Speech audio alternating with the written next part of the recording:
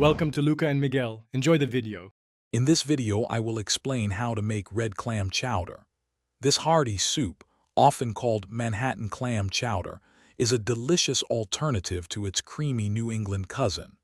We'll cover everything from selecting the right clams to simmering the perfect tomato broth.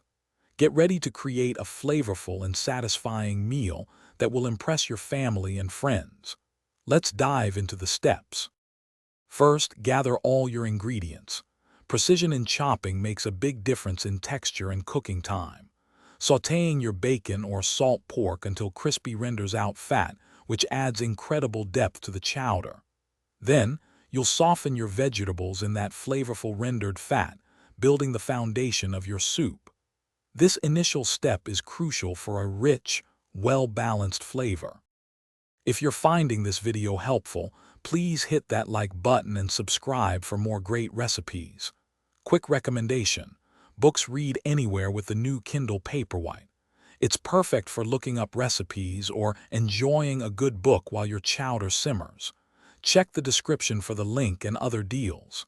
Now, let's get back to the video. Once your aromatics are softened, it's time to build the liquid base. Add your potatoes and the reserved clam juice, bringing it to a gentle simmer.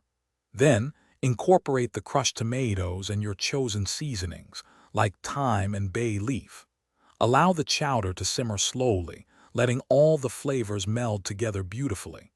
This patient simmering ensures a truly delicious result. Thanks for watching and please subscribe. It's the best investment you'll ever make.